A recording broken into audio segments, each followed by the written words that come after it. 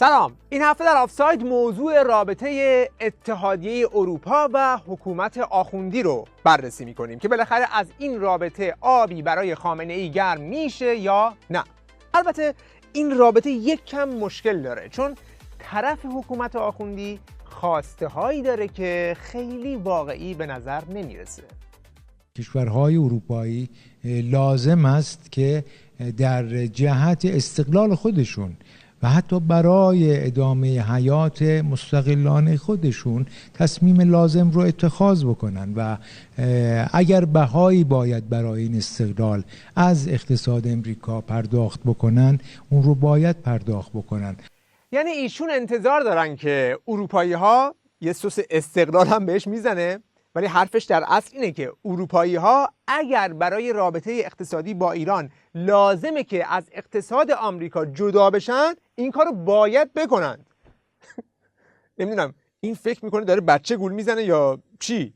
مثلا اروپایی ها رابطهشون رو با شرکت های آمریکایی اپل و فیسبوک و توییتر قطع کنن، بیان با پیام رسان سروش و آیگپ قرارداد ببندن. خب در این باره رئیس جمهور فرانسه خیلی صریح پاسخ داده. در این زمینه محدودیت‌هایی وجود داره. ما قرار نیست بر سر ایران با امریکا جنگ راهبردی و تجارت به راه بیاندازیم. به صراحت میگویم ما قرار نیست شرکت‌های امریکایی را تحریم کنیم. برای حل این اختلاف ظریف و موگرینی کلی با هم مذاکره کردند تا یه آش جدیدی پختند به اسم سازوکار اروپایی یا SPV که این قرار طناب نجات برجام باشه. حالا این سازوکار اروپایی قراره چه معجزه‌ای کنه؟ این قرار امکانی فراهم بکنه که کشورهای اروپایی بتونن با رژیم ایران تجارت بکنند بدون اینکه هیچ پولی بینشون رد و بدل بشه تا از طرف آمریکا مورد تحریم قرار نگیرن. چطوری؟ خیلی ساده اگه بخوام توضیح بدم، این راهکار به طور خلاصه که بهش SPV هم میگن به این صورته که اول قراره یک نهاد مالی ایجاد کنند که این میشه واسط. یعنی رژیم ایران نفتش رو مستقیم میده به اون کشوری که درخواست کرده، اون کشور پولش رو میده به این نهاد مالی واسط. بعد رژیم ایران به اندازه همون مبلغ که داده شده اون کالای مورد نظرش رو از یک کشور دیگه اروپایی دریافت میکنه و بعد نهاد مالی پول رو میده به اون کشوره. اینجوری هیچ پولی دست آخوندا نمیرسه که آمریکا روش خیلی حساسه و از اون طرف هم مبادلات نفت در برابر کالا میتونه صورت بگیره. خب همه چیز روی کاغذ قشنگه، پس مشکل کجاست که این طرح راه نمیفته؟ یه مشکل کوچولو وجود داره که تا الان هیچ کشوری حاضر نشده ریسک میزبانی اون نهاد مالی رو بپذیره، چون هیچ تضمینی وجود نداره که آمریکا همون رو هم تحریم نکنه. هیچ کشور اروپایی تمایل به میزبانی این کانال را ندارد. هنوز هیچ کشوری حاضر نشده که میزبانی این سازوکار را قبول بکنه. خب تا وقتی که میزبانی نباشه پس در روی کاغذ میمونه و از این تاریخ به اون تاریخ مدام عقب میفته. اول قرار بود که قبل از 13 آبان که دور دوم تحریم‌های آمریکا شروع میشد این داستان راه بیفته که البته نشد. اتحادیه اروپا تا قبل از 13 آبان باز هم به وعده‌اش عمل نکرد و باز هم این موگرینی بود که این بار وعده دیگری می‌دهد. انتظار دارم سازوکار مالی اروپا در هفته‌های پیش رو و پیش از پایان سال جاری میلادی عملیاتی بشه. سال جدید میلادی 2019 هم با کلی فشفشه و آتشبازی از راه رسید، ولی وقتی صدای های و هوی و آتشبازی‌ها خوابید باز هم از سازوکار اروپایی خبری نشد. اتحادیه اروپا امروز بار دیگر وعده داده که سازوکار ویژه مالی با ایران در هفته‌های آینده دایر می شود. این چندمین بار است که اروپا برقراری این کانال را به هفته‌های آتی حواله می دهد. این بار دم و دستگاه آخونده گفتن دیگه ما قاطی می کنیم. برای اینکه اروپایی‌ها رو هم حسابی بترسونن، اون مقامی که بیشتر از همه قاطی داره رو فرستادن جلو که اروپایی‌ها حساب کار دستشون بیاد که با کی طرفن. کسانی که متعهد به همکاری با ایران بودن توی برجام باید پاسخ بدن. زمان هم تمام شد. نه اینکه زمان تمام شد. تهدید از این جدی‌تر، زمان دیگه تمام شد. خب تمام شد که شد. که چی؟ حالا چیکار می‌خوای بکنی؟ مثلا چی توی دستت داری؟ ها؟ چی؟ خروج از برجام؟ مگه اینا از برجام خارج میشن؟ اینا که با زانوان خونین رفتن برای التماس برجام. طرف مقابل نخواد که مسئولیت‌های خودشو عملیاتی بکنه، خب این حفظ این برجام خیلی مشکل خواهد بود. البته این یکی تهدید رو اروپایی‌ها اصلاً جدی نگرفتن. آخه کی به کی نیاز داره؟ اروپایی‌ها زیر فشار تحریمن و اقتصادشون ورشکسته است که به رژیم ایران نیاز داشته باشن؟ یا حکومت آخوندی؟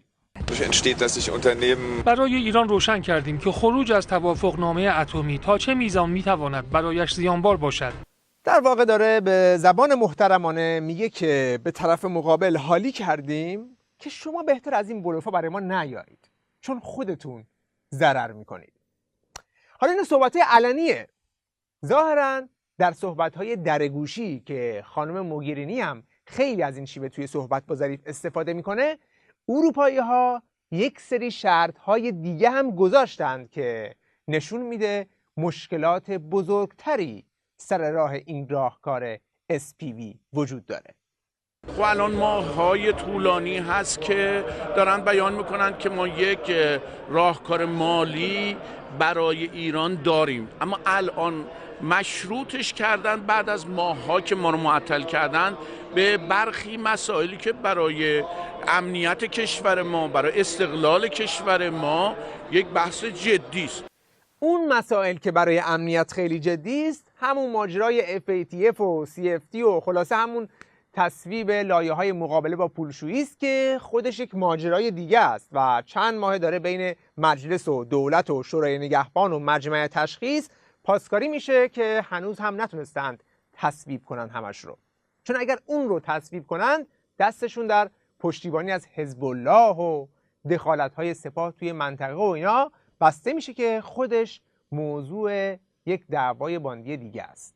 ما در عرصه سیاست خارجی هزینه‌های زائد زیادی داریم. بعضی وقتا ممکنه هزینه‌های زائد ما رو در خیابان‌های تهران زمینگیر کنه. زمانی که اتحاد جماهیر شوروی سرنگون شد 13,000 کلاهک اتمی داشت، در بیش از 20 کشور نفوذ خارجی و حضور خارجی داشت، ایستگاه فضایی میر داشت، اما در خیابان‌های مسکو تکه پاره شد و امنیتش و تمامیت ارضی شوروی از بین رفت. ما اگر نتونیم هزینه‌های زائد سیاست خارجی، هزینه‌های زائد سیاست‌های داخلی رو درمان کنیم، آسیب امنیت ملی ما نه توسط دشمنان ما که در خیابان‌های شهرهای ما رخ خواهد داد. علاوه بر همه این مشکلات، درست در زمانی که قرار بود سازوکار اروپایی افتتاح بشه و یک راه نفسی توی تحریم‌ها ایجاد بشه، خبر رسید که خود اتحادیه اروپا تحریم‌های جدیدی رو علیه نظام وضع کرده. خبری که مثل یک زیرفکی دو دور ولی فقیه رو دور خودش چرخوند و حسابی گیجشون کرد. سخنگوی وزارت امور خارجه با محکوم کردن تصمیم غیرمنطقی و تعجب برانگیز اتحادیه اروپا که بر پایه اتهامات بی‌پایه و اساس چند تبعیه ایرانی را مورد تحریم قرار داده است، این اقدام را نشانه عدم صداقت کشورهای اروپایی در مبارزه با تروریسم خواند. البته تلویزیون حکومتی اینجا روشن نمی‌کنه که علت تحریم‌ها چی بوده و چه کسی تحریم شده، اما رسانه‌های حقیقتگو واقعیت ماجرا رو منتشر کردند و گفتند که اتحادیه اروپا به دلیل اقدامات تروریستی اخیر رژیم در اروپا علیه مخالفانش معاونت امنیت وزارت اطلاعات و دو مأمور رژیم رو در لیست تروریستی قرار داده و تحریم کرده. اتفاقی که تمام رویاهای ظریف رو برباد داد و اون رو اساسی داغ کرد. وزیر امور خارجه در واکنش به اقدام خصمانه کشورهای عضو اتحادیه اروپا در اعمال تحریم‌های علیه نهادهای دولت جمهوری اسلامی ایران گفت متهم کردن ایران باعث مبرا شدن اروپایی‌ها از مسئولیتشان در پناه دادن به تروریست‌ها نمی‌شود. ظریف نوشت اروپایی‌ها از جمله دانمارک، هلند و فرانسه به سازمان منافقین که 12,000 ایرانی را به قتل رسانده پناه داده است. بله، کار به اینجا که رسید، همون ظریف که تا دیروز دوست جونجونی اروپایی‌ها بود و همش براشون قش و ریسه میرفت، یهو متوجه شد که این اروپا پناهگاه سازمان مجاهدین و پشتیبان تروریست هاست. حالا ظاهراً دیپلمات شما رو با بمب توی دستش دستگیر کردن. اسدالله اسدی برات آشنا نیست؟ همون که بهش بمب داده بودید که بره توی گرد همایی مجاهدین بذاره؟ این اسمش اتفاقی توی این لیست نرفته ظاهراً. به هر حال این تصمیم اروپا با حمایت قوی آمریکا مواجه شد و ضربه رو باز هم برای آخوندا سنگین تر کرد. خبر دیگر این که وزیر امور خارجه آمریکا از تحریم‌های اتحادیه اروپا علیه ایران حمایت کرد. مایک پومپئو با اشاره به اتهامات بی اساس اروپا علیه ایران اعلام کرد که آمریکا قویاً از تحریم‌های جدید حمایت کرده و در اجرای این تحریم‌ها در کنار متحدان اروپایی می‌ایستد. چیزی که روشنه اینه که رویای سازوکار اروپایی به عنوان طناب نجات برجام تا این لحظه بیشتر به سراب یا کابوس شباهت پیدا کرده و جز یک طرح قشنگ روی کاغذ فایده‌ای برای نظام نداشته. وقت بخیر و خدا نگهدار.